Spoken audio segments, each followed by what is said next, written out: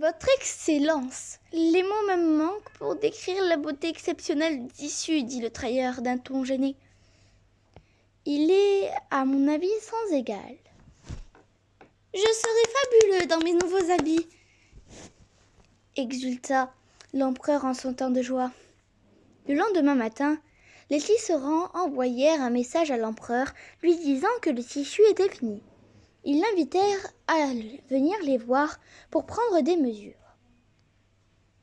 Sans hésiter, l'empereur traversa le parc en courant, suivi d'une ribambelle de conseillers. Rouge et hors d'haleine, il arriva devant l'atelier. Des tisserands s'inclinèrent et lui ouvrirent la porte. « Votre Excellence, quel honneur! Entrez, s'il vous plaît. »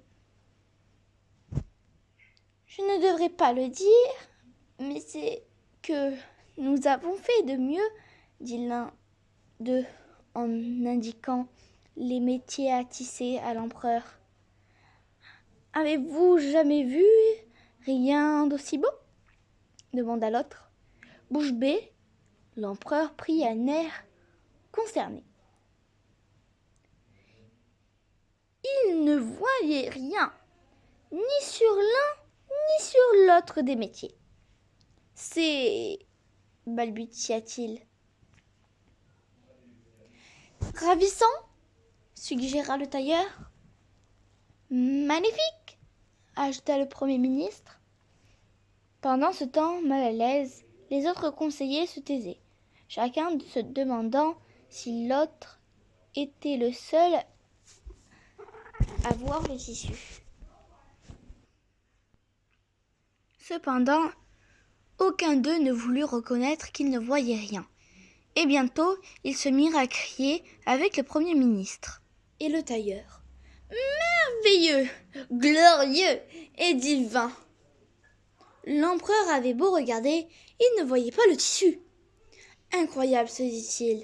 Suis-je le seul à présent qui soit trop bête pour le voir ?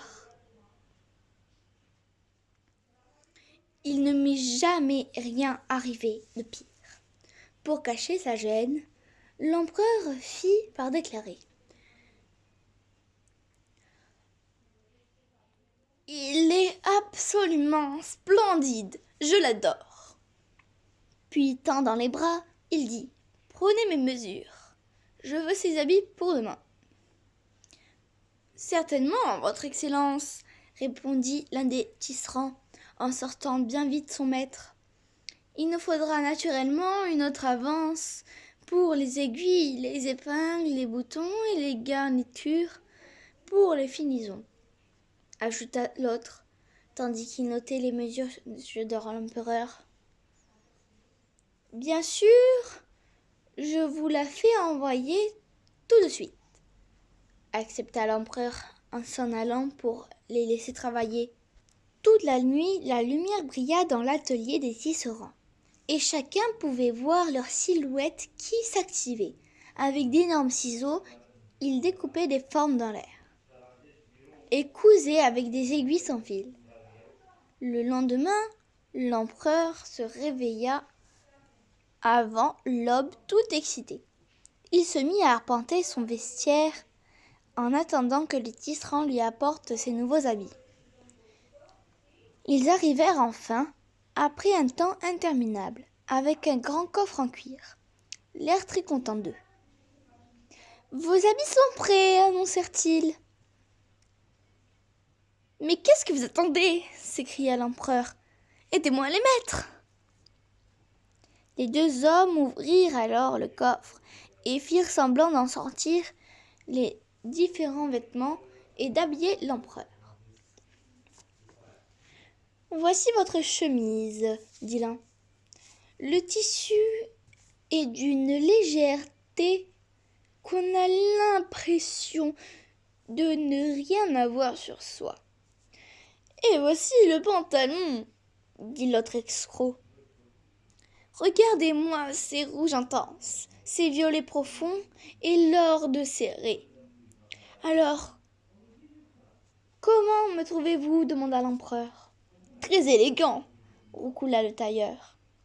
De plus majestueux, Anastasia, le Premier ministre. Les tisserands mirent une cape imaginaire sur les épaules de l'empereur, puis reculèrent pour admirer leur travail. « Ces habits vous vont comme un gant !» s'écrièrent-ils. « Vous aurez si belle allure au défilé qu'on en parlera pendant des années. » Devant le palais, les rues de la ville étaient pleines d'une foule de spectateurs en délire, décidés à voir les nouveaux habits de l'empereur. Certains agitaient des drapeaux à leurs fenêtres et d'autres étaient montés dans des arbres pour mieux voir. Une fanfare retentit et l'empereur et ses conseillers sortirent du palais. Les spectateurs eurent le souffle coupé. Puis quelqu'un lança « Hurrah pour les nouveaux habits de l'empereur !» et la foule poussa des cris de joie. Personne ne voyait rien, bien sûr. Mais pas un seul des spectateurs ne voulait l'admettre. Bientôt, les rues retentirent d'un corps de louanges sur les merveilleux nouveaux habits de l'empereur. « La coupe est excellente !» s'écria un spectateur. « Quel magnifique tissu !» s'exclama un autre. « La traîne est superbe !» ajouta un troisième. L'empereur rayonnait de fierté. « Je n'ai jamais fait si bel effet !» se dit-il en descendant l'escalier du palais d'un air léger. Debout à l'arrière de la foule, un petit garçon tira son père par la manche. « Papa, soulève-moi s'il te plaît, je ne vois rien. » Le père mit son fils sur ses épaules. Dès qu'il vit l'empereur, le petit garçon poussa un cri de surprise. « L'empereur est tout nu !» La foule se tut. Puis le père du petit garçon dit à sa femme en chuchotant. « Il a raison, tu sais, l'empereur est bien tout nu. » Une femme qui se trouvait à côté d'eux les entendit et répéta leur remarque à son voisin, comme une traînée de poudre. Un chuchotement se répandit dans la foule. Il se transforma en murmure puis en rugissement. Bientôt la foule se mit à scander. « L'empereur est tout nu !» L'empereur se regardant.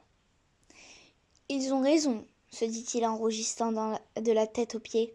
« Mais que faire ? Il faut continuer, c'est un défilé impérial. Et je suis l'empereur. » La tête haute, il poursuivit. « C'est le meilleur de tous les défilés impériaux, » s'écria le petit garçon. D'accord avec lui, la foule cria plus fort que jamais. Dans ce brouhaha, personne ne remarqua les escrocs qui s'enfuyaient par les petites rues, leurs sacs bourrés d'argent de l'empereur. On ne les revit jamais. Mais une chose est sûre, on parla du défilé de l'empereur pendant de nombreuses années.